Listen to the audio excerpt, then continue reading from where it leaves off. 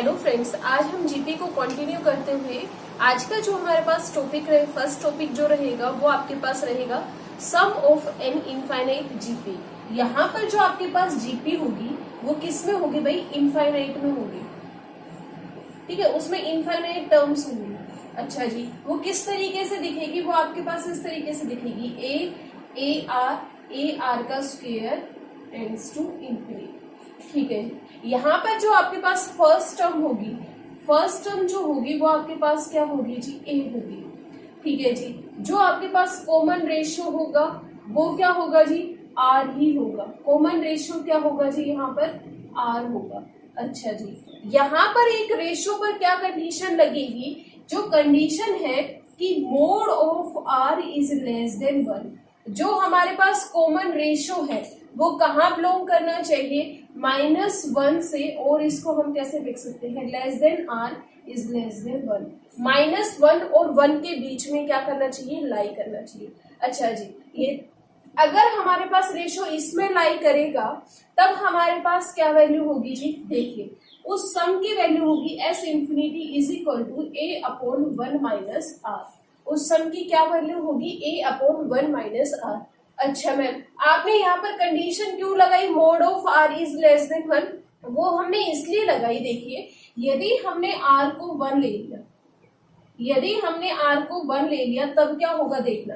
सम का फॉर्मूला क्या था? S N is equal to A R की power n minus 1 upon R minus 1 formula था।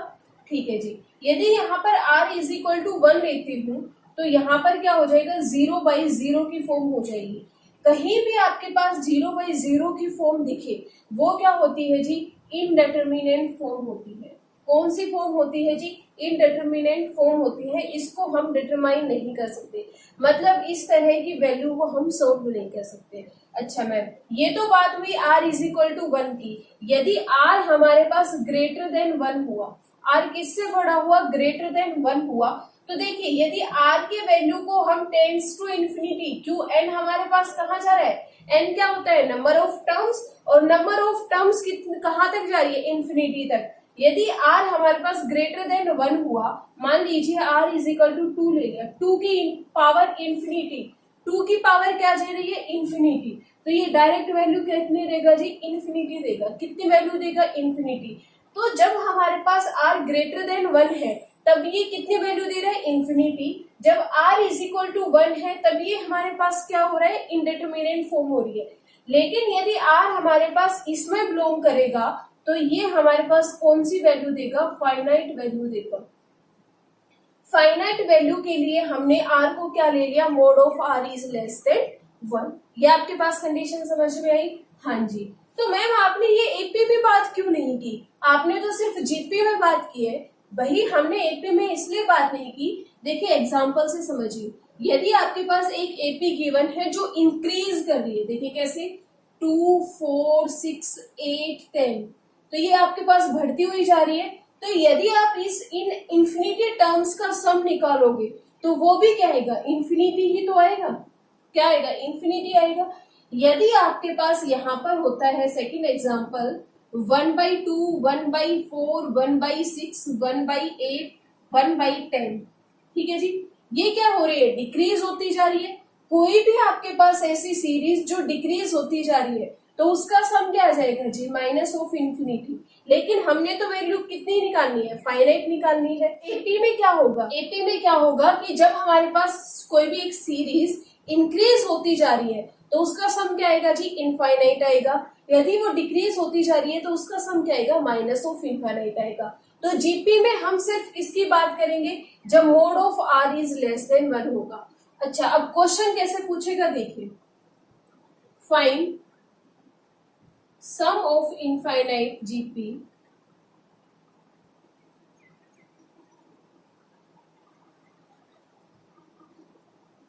सम ऑफ इन्फिनिटी ऑफ जीपी।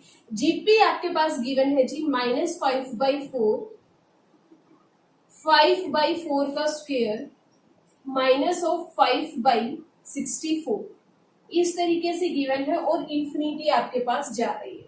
ठीक है जी, तो इसका हम सम कैसे निकालेंगे देखिए। ए टर्म आपके पास क्या है? -5/4, हाँ जी, आर आपके पास क्या है जी 5, A2/A1 होता है, A2/A1 होता है, तो यहाँ से डायरेक्ट वैल्यू कितनी आएगी -1/4। अच्छा, एस इंफिनिटी के सम का फॉर्मूला क्या होता है, S infinity is equal to A/1 minus R, A/1 minus R. A क्या है जी -5/4, 1 माइनस आर क्या है +1/4। तो यहां से डायरेक्ट वैल्यू कितनी देगा, डायरेक्ट वैल्यू कितनी देगा -5/5, वैल्यू क्या आ गई -1। देखिए क्वेश्चन नंबर 1 क्या कहते हैं, यहाँ पर आपके पास ये सीरीज गिवन है, देख रहे होंगे आपके पास ये वाली सीरीज आपके पास अलग है और ये वाली सीरीज आपके पास अलग है। यहाँ पर आपके पास दो सीरीज का सम गिवन है। यदि आपके पास दो सीरीज का सम गिवन है तो हम उसको कैसे सॉल्व करेंगे जी, दोनों को अलग अलग ले लो, दोनों का आपके पास सम निकाल लो एस इंफिनिटी, और फिर उनको क्या कर दो प्लस कर दो। देखिए यहाँ पर फर्स्ट जो आपके पास सीरीज है वो क्या है 1/2 प्लस 1/2 का क्यूब प्लस 1/2 की पावर 5, इस तरीके से गिवन है। सेकेंड आपके पास क्या है जी 1/3 का स्क्वायर प्लस 1/3 की पावर 4 प्लस 1/3 की पावर 6, इस तरीके से गिवन है। बिल्कुल, देखिए फर्स्ट टर्म का यहाँ पर हम सबसे पहले सम निकालेंगे, तो यहाँ पर a क्या है 1/2 है, बिल्कुल। यहाँ पर r क्या है जी A2/A1, कितना हो जाएगा 1/2 का क्यूब अपॉन 1/2, कितना देगा 1/2 का स्क्वायर, मतलब कि 1/4। ठीक है, यदि मैं इसका सम निकालूं तो यहाँ पर लिख लीजिए S1, इसको 1 मान लीजिए, तो इसका इनफाइनाइट टर्म्स का सम निकालना है, तो वो क्या होता है जी A/1 माइनस आर होता है। बिल्कुल, a क्या है आपके पास 1/2, 1 माइनस 1/4, तो यहाँ से कितना आएगा 2/3 आ गया। ठीक है, अब सेकंड का देखिए, सेकंड में हमारे पास फर्स्ट टर्म कितनी है 1/3 का स्क्वायर। यदि मैं r निकालूं तो r क्या है भाई आपके पास A2/A1 है, A2 क्या है जी 1/3 की पावर 4 अपॉन 1/3 का स्क्वायर, कितना आएगा 1/3 का स्क्वायर। ठीक है, तो यहाँ से यदि मैं S2 इंफिनिटी निकालूं तो वो क्या आएगा जी A/1 माइनस आर आएगा। बिल्कुल, a आपके पास कितना है 1/9, r कितना है 1 माइनस 1/9, तो यहाँ से कितना आ गया 1/8। अब हमने क्या करना है, ये जो दो सम आए हैं इन दोनों को ऐड कर देना है। बिल्कुल ऐड करेंगे, तो S1 infinity plus S2 infinity कितना आएगा भाई 2/3 प्लस 1/8, तो यहाँ से कितना आ गया 19/24, आंसर आ गया 19/24। अब देखिए सेकंड क्वेश्चन क्या कहते हैं 6 की पावर 1/2 इंटू 6 की पावर 1/4 इंटू 6 की पावर 1/8। अब देखिए बेस तो हमारे पास सेम चलता हुआ नजर आ रहा है, लेकिन इसकी पावर में हमारे पास क्या हो रहा है चेंज आ रहा है, तो हम क्या कर सकते हैं इनकी पावर का सम कर सकते हैं। बिल्कुल, तो पावर का सम करिए, यदि बेस सेम है तो 1/2 प्लस 1/4 प्लस 1/8 कहाँ तक जा रहा है जी इनफाइनाइट तक जा रहा है। ठीक है, तो ये आपके पास क्या बन गई एक तरीके से जीपी बन गई, मतलब 6 की पावर यहाँ पर x मान लो। ठीक है, तो यहाँ पर x क्या है आपके पास 1/2 प्लस 1/4 प्लस 1/8 कहाँ तक जा रहा है जी टेंस टू इंफिनिटी तक जा रहा है। ये आपके पास क्या बन गई एक जीपी बन गई।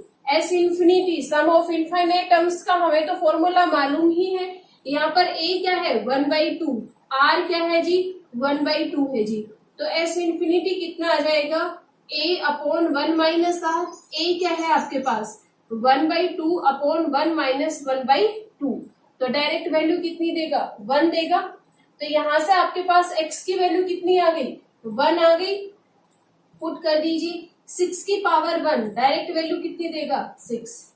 देखिए क्वेश्चन नंबर 1 क्या कहता है the first term of A GP is 2। ठीक है, सॉल्यूशन निकालते हैं पहले क्वेश्चन का। देखिए क्या कहता है कि फर्स्ट टर्म आपके पास क्या दे रखी है जी 2 दे रखी है। फर्स्ट टर्म क्या होती है A1 is equal to A is equal to S1 is equal to 2 होती है। बिल्कुल, and sum of infinite is sum of infinity, मतलब कि S इंफिनिटी कितने गिवन है 6 गिवन है। आपको क्या निकालना है कॉमन रेशियो R की वैल्यू क्या होगी।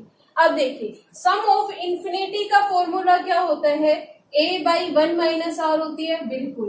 तो यहाँ से एस इंफिनिटी की वैल्यू कितनी है 6 इज इक्वल टू ए की वैल्यू कितनी है 2/1 माइनस आर। तो यहाँ से 1 माइनस आर कितना आ गया 2/6। तो यहाँ से आर कितना आ गया जी 1 माइनस 1/3। तो डायरेक्ट यहाँ से आर की वैल्यू कितनी आ गई 2/3। ठीक है। देखिए सेकंड क्वेश्चन क्या कहता है, देखिए सेकंड क्वेश्चन क्या कहता है, the sum of an infinite GP is 8। Sum दे रखा है किसका इनफाइनाइट जीपी का 8, मतलब कि एस इंफिनिटी हमारे पास कितना गिवन है 8 गिवन है। It's second term is 2। Second term का फॉर्मूला क्या होता है भाई ए आर, वो कितना है 2 है। आपको कौन सी टर्म निकालनी है, फर्स्ट टर्म निकालनी है, मतलब ए निकालना है। ठीक है जी। तो एस इंफिनिटी का फॉर्मूला क्या होता है, बिल्कुल जी a/1 माइनस आर होता है। हाँ जी। यहाँ पर हमें क्या चाहिए, सिर्फ ए की वैल्यू चाहिए, मतलब आर को हटाना पड़ेगा। आर को हटाने के लिए आर की वैल्यू क्या हो गई भाई 2/a हो गई। तो यहाँ से एन इंफिनिटी क्या है, यहाँ से एस इंफिनिटी क्या है भाई 8 है। ए की वैल्यू हमें निकालनी है 1 माइनस 2/a। तो यहाँ से क्या हो गया 8 इज इक्वल टू, देखिए क्या आ जाएगा a square upon a minus 2। बिल्कुल, यहाँ से क्रॉस मल्टीप्लीकेशन कीजिए, क्या आ जाएगा a square is equal to 8a minus 16। तो यहाँ से कितना आ गया a square minus of 8a plus 16 is equal to 0। तो यहाँ से क्या बन गई, कौन सी आइडेंटिटी a माइनस 4 का whole square is equal to 0। तो यहाँ से a की वैल्यू कितनी आ गई भाई 4। a की वैल्यू कितनी आ गई 4। अब हम बात करेंगे प्रॉपर्टीज ऑफ ज्योमेट्रिक प्रोग्रेशन।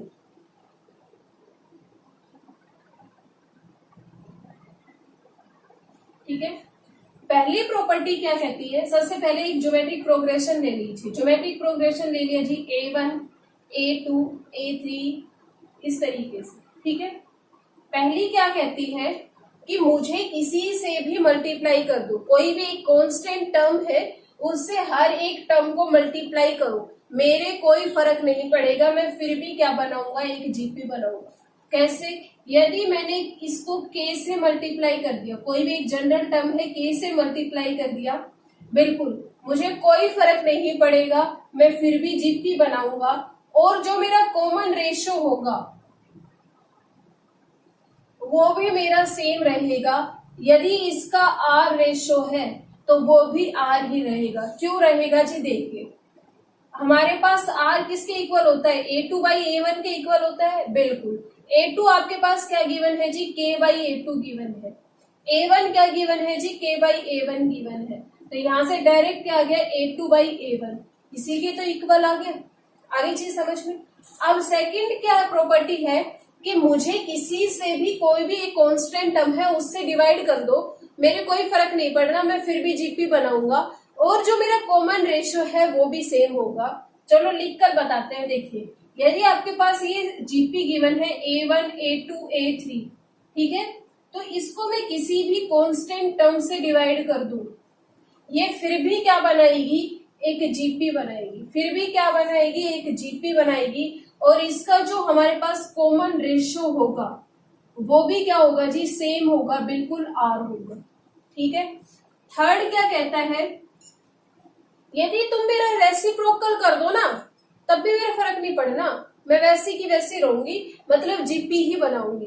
क्या कहता है, यदि इसका हम रेसिप्रोकल करें, रेसिप्रोकल का मतलब उल्टा, यदि ये a1 a2 a3 है तो इसको मैं क्या लिख सकती हूँ 1/a1 1/a2 1/a3, ये फिर भी क्या बनाएगा जीपी बनाएगा।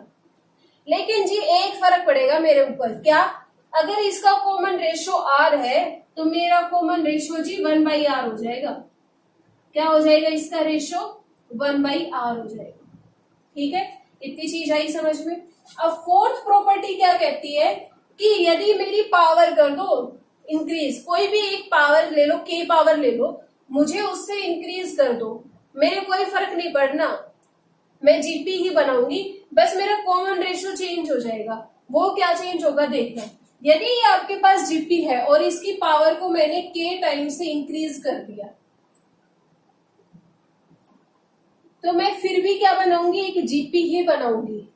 लेकिन जो मेरा कॉमन रेशियो होगा वो क्या होगा देखना, R is equal to A2 by A1 होता है, बिल्कुल। A2 क्या है जी, A2 की पावर K है, A1 की पावर K है। क्या मैं इसको ये लिख सकती हूँ, A2 बाई A1 की पावर K। तो ये क्या आया आपके पास, R की पावर K आया। मतलब कि यदि पहले मेरा कॉमन रेशियो R है तो अब मेरा क्या हो जाएगा, R की पावर K हो जाएगा। इतनी चीज आई समझ में, बिल्कुल। फिफ्थ प्रॉपर्टी आपके पास क्या कहती है, यदि आपके पास एक यहाँ पर जीपी गिवन है A1 A2 A3, एक फाइनाइट जीपी गिवन है, ठीक है। तो ये क्या कहता है कि वो टर्म का प्रोडक्ट, उन टर्म्स का प्रोडक्ट जो शुरुआत से भी सेम डिस्टेंस पर हो और एंड से भी क्या हो, सेम डिस्टेंस पर हो। अब देखिए ये फर्स्ट शुरू से कहां पर है, दूसरे पद पर है। यहां पर भी ये कौन से पद पर है, दूसरे पद पर है।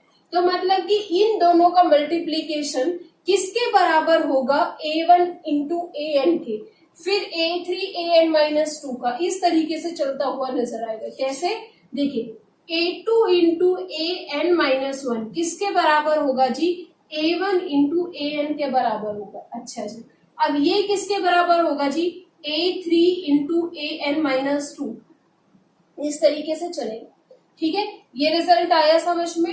अच्छा, सिक्स्थ रिजल्ट आपके पास क्या कहता है, यदि मेरे पास A1 A2 A3 इस तरीके से मेरे पास कोई भी एक जीपी है, क्या है, जीपी है, लेकिन वो जीपी क्या होनी चाहिए, non zero non negative terms की होनी चाहिए। क्या होनी चाहिए जी, non zero non negative terms की होनी चाहिए। क्यों होनी चाहिए देखना, यदि ये आपके पास इस तरीके से जीपी में है तो log of A1 log of A2 log of A3 इस तरीके से वो आपके पास क्या बनाएगा, एपी बनाएगा। क्या बनाएगा, एक एपी बनाएगा। क्या आपने कभी नेगेटिव टर्म्स का log सुना है, नहीं ना। तो ये रिजल्ट हमारे पास कब ट्रू होगा, जब आपके पास जो ये टर्म्स है ये नॉन नेगेटिव होंगी, मतलब कि सारी की सारी क्या होंगी, पॉजिटिव होंगी और नॉन जीरो होंगी। मतलब कि जो ये हमारे पास टर्म है वो किस में बिलोंग करेंगे जी, R प्लस में बिलोंग करेंगे। आ गई चीज समझ में। अब हम बात करेंगे selection of terms in GP. GP में हम टर्म्स का सिलेक्शन कैसे करेंगे, जैसे आपके पास कह दे भाई तीन टर्म्स का सिलेक्शन करना है, 4 टर्म्स का, 5 टर्म्स का, तो उनका हम सिलेक्शन कैसे करेंगे। देखिए यहाँ पर आपके पास नंबर ऑफ टर्म्स होंगी जी, ठीक है, यहाँ पर आपके पास वो जीपी होगी और यहाँ पर उसका कॉमन रेशियो होगा।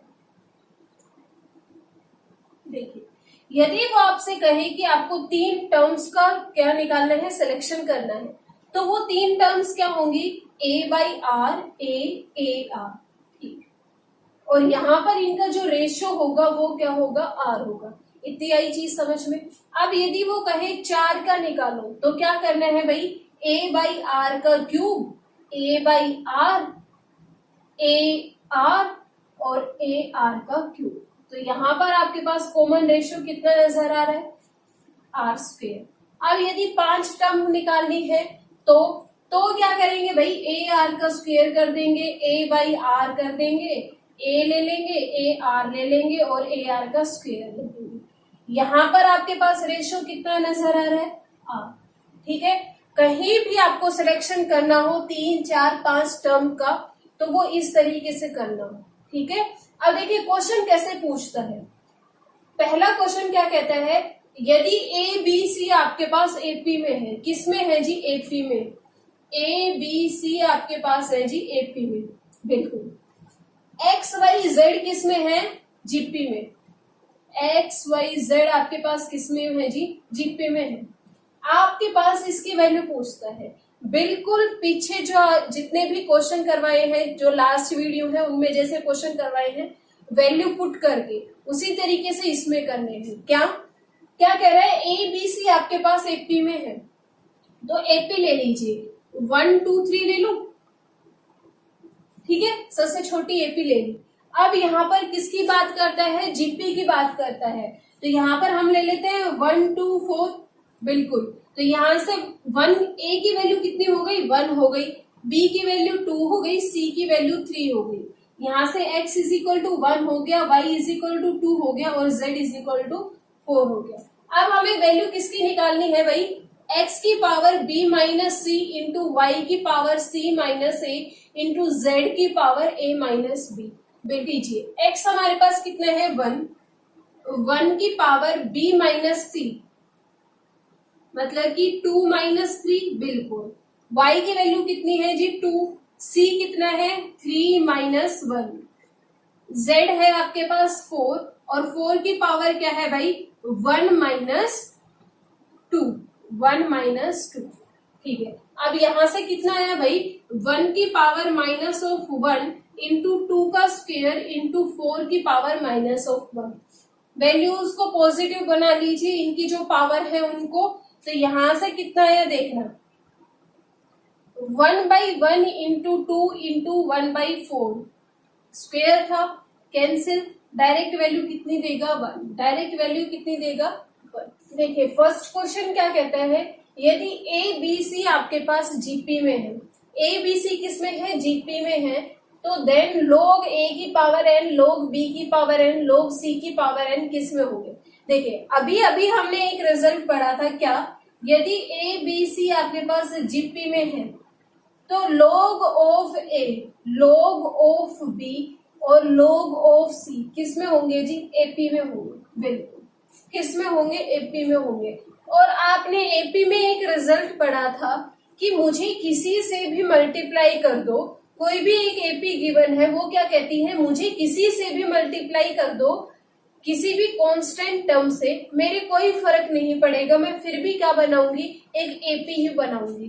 तो इसने क्या किया भाई n से मल्टीप्लाई कर दिया, किससे मल्टीप्लाई कर दिया n से मल्टीप्लाई कर दिया, ये फिर भी क्या बनाएगी एक एपी ही बनाएगी, बिल्कुल।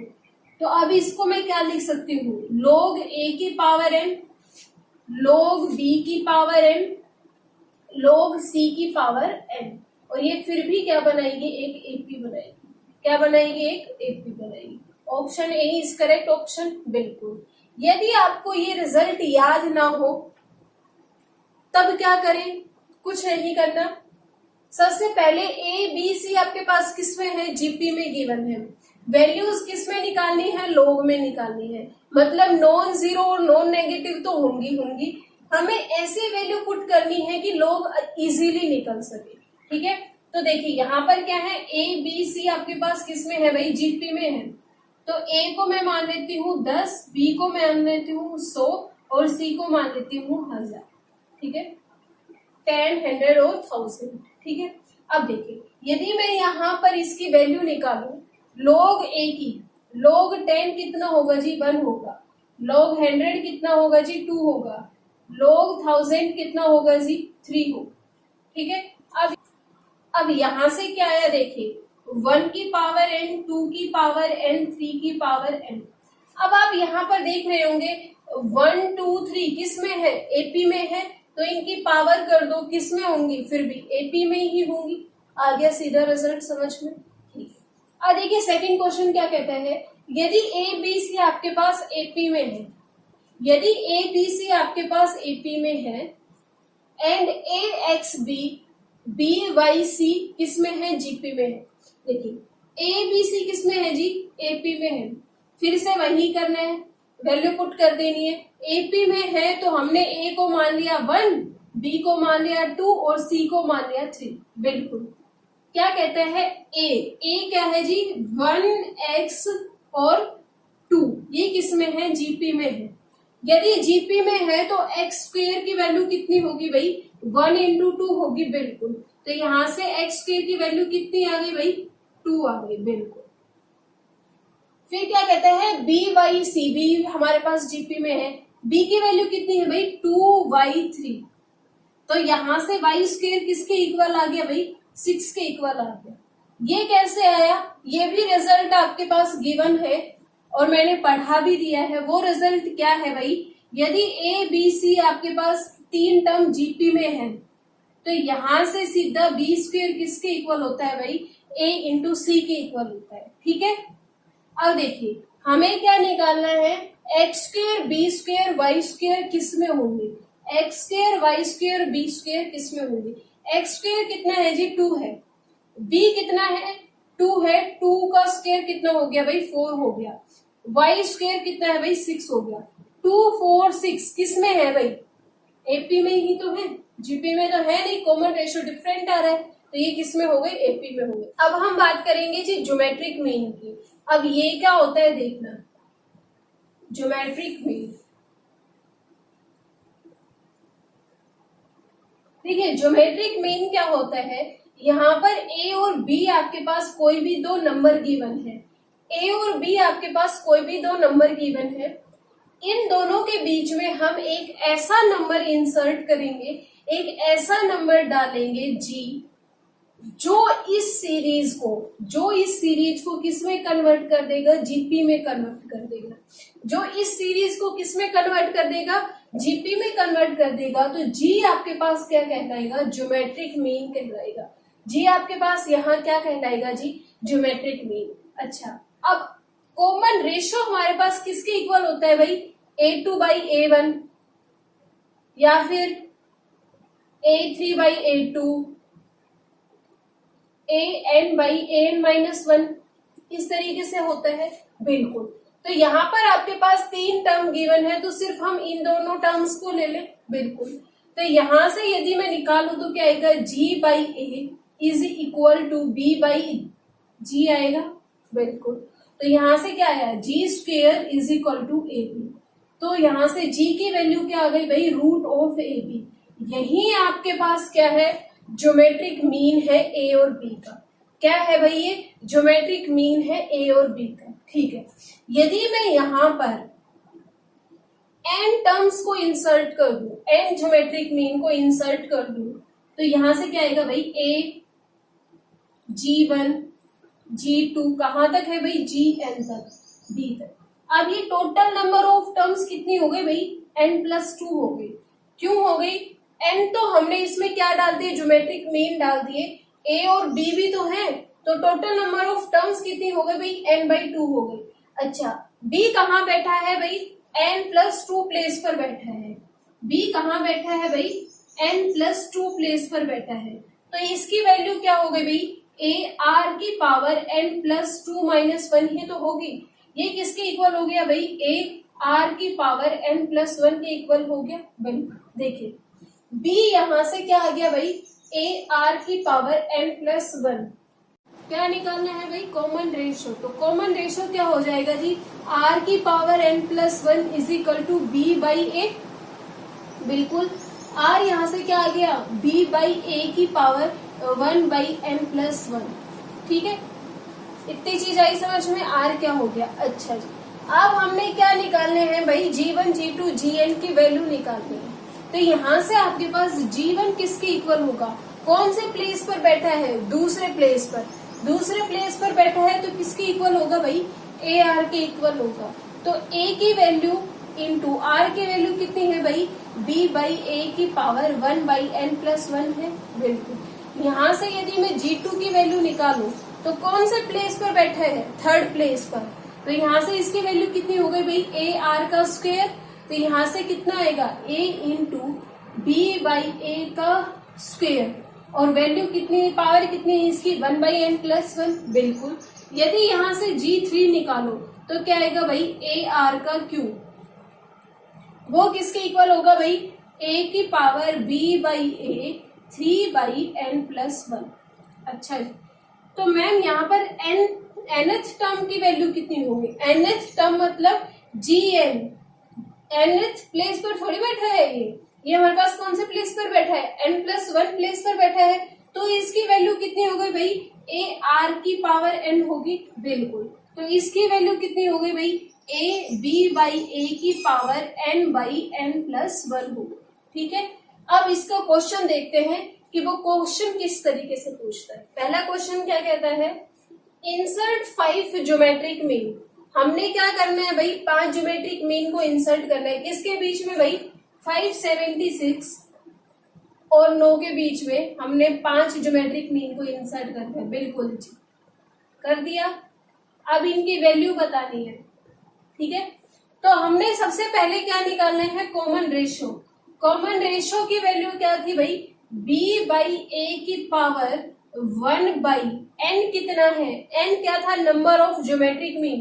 कितने इंसर्ट कर रहे हैं, 1 2 3 4 5, 5 प्लस 1, ठीक है। तो यहां से b की वैल्यू कितनी है, a और b, तो 9/576 की पावर 1/6, बिल्कुल। तो यहां से कितना हो गया, 1/64 की पावर 1/6, तो वैल्यू कितनी आ गई भाई, 1/2। अब हमने कॉमन रेशियो तो निकाल लिया, क्या आ गया, 1/2। बस कॉमन रेशियो ही तो निकालना है, आगे तो इजी है।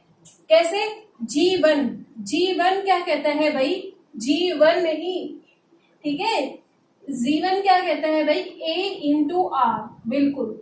A कितना है भाई, 576 इंटू 1/2, डायरेक्ट वैल्यू कितनी देगा भाई, 288, ठीक है। अगर यहाँ पर मैं G2 की वैल्यू निकालना चाहूँ तो क्या होगा भाई, ए आर का स्क्वायर, ए कितना है भाई, 576 इंटू 1/4, तो डायरेक्ट वैल्यू कितनी, कौन सा रिजल्ट इसके लिए ट्रू होगा, देखिए। यदि मैं यहाँ पर इसका स्क्वायर करूं, देखिए, यदि मैं इसका स्क्वायर करूं तो कितना आएगा, 12 ए आर की पावर 6 का स्क्वायर करने पर क्या मिलता है मुझे भाई, ए स्क्वायर आर की पावर 12। और यदि मैं इनको क्या करूं भाई, आपस में मल्टीप्लाई करूं पी और क्यू को, देखिए, ए आर का क्यूब इंटू ए आर की पावर 9, ये भी हमें कितना दे रहा है भाई, ए स्क्वायर आर की पावर 12 ही तो दे रहा है। कौन सा रिजल्ट ट्रू हो गया भाई, q square is equal to p r, q square is equal to p r, option C is correct. अब हम एक ऐसे रिजल्ट की बात करेंगे जहां पर हमारे पास अरिथमेटिक मीन और ज्योमेट्रिक मीन कोई भी दो पॉजिटिव रियल नंबर होंगे, उनके अंदर होंगे, ठीक है, उनके बीच में होंगे, तब हमारे पास कौन कौन से रिजल्ट आएंगे, देखिए। If a g r respectively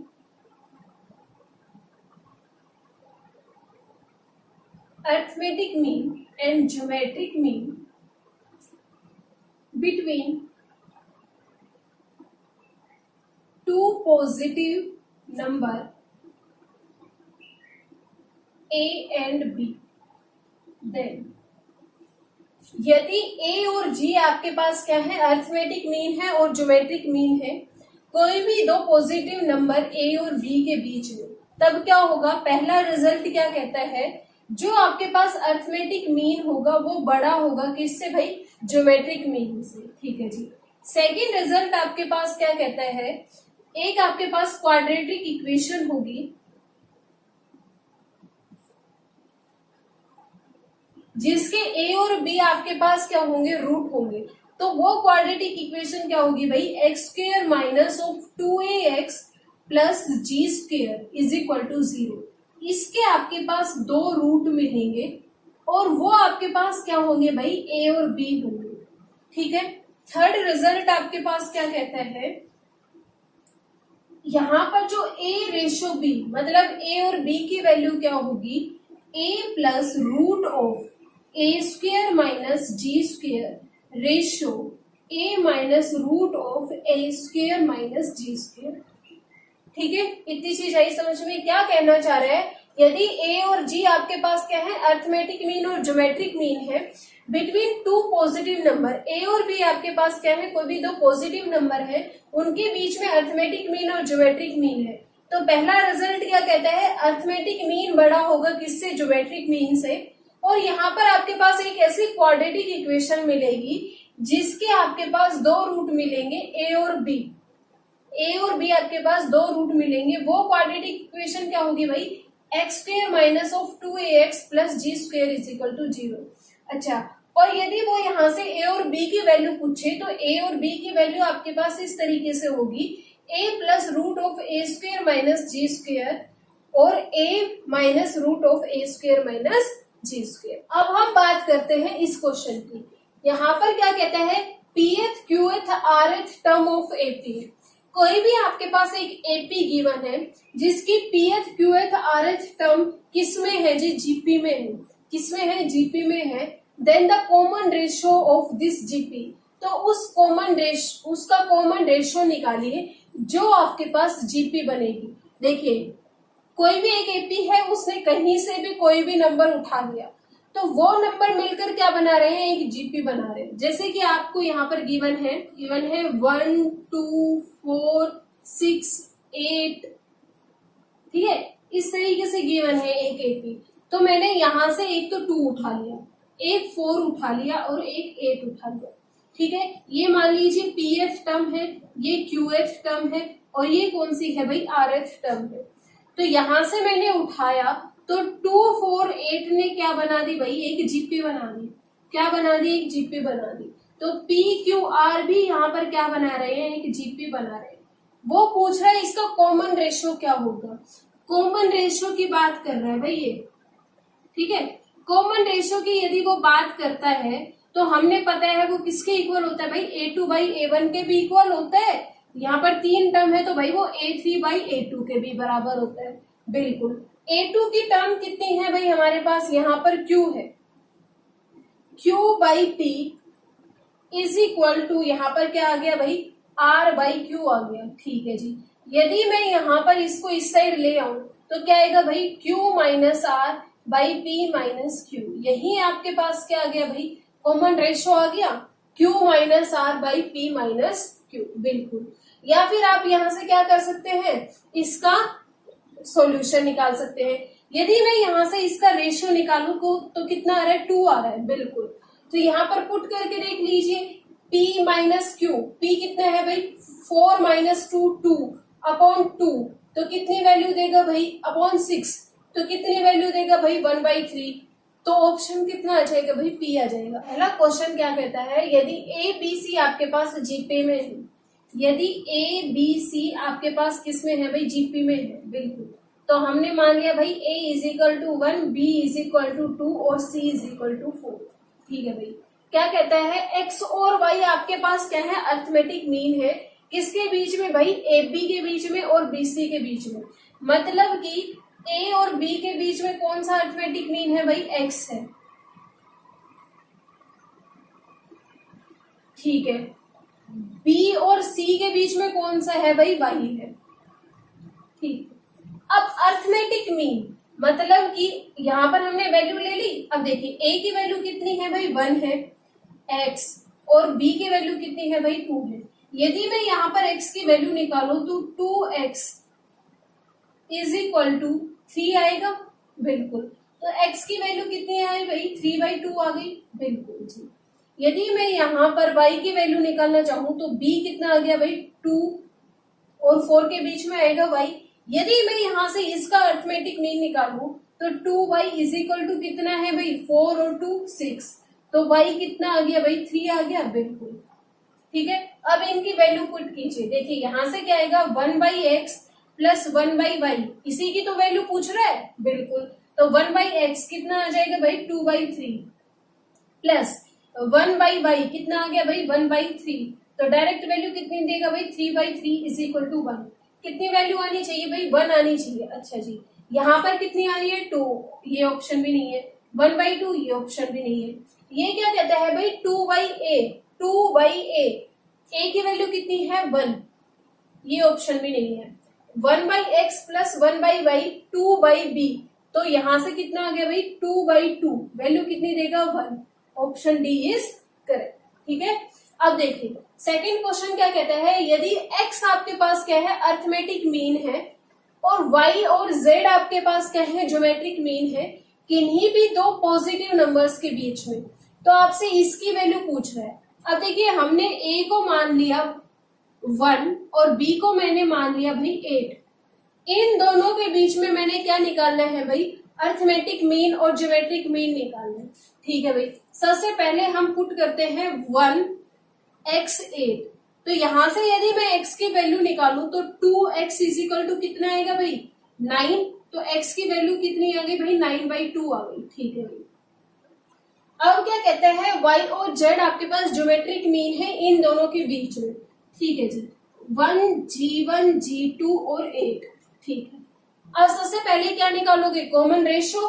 common ratio क्या होता है भाई, b बाई ए की पावर 1 बाई n कितना है भाई, 2 है, 2 प्लस 1 कितना हो गया भाई, 3 हो गया।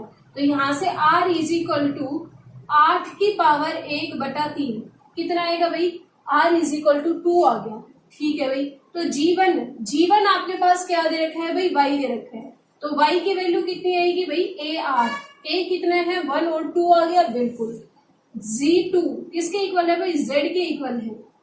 z आपके पास क्या है भाई, ar का स्क्वायर है। ठीक है भाई, तो r का स्क्वायर कितना हो गया भाई, 4 हो गया। ठीक, अब यहां पर पुट कीजिए y³ plus z³ upon xyz की वैल्यू निकालनी है भाई। किसकी वैल्यू निकालनी है हमने,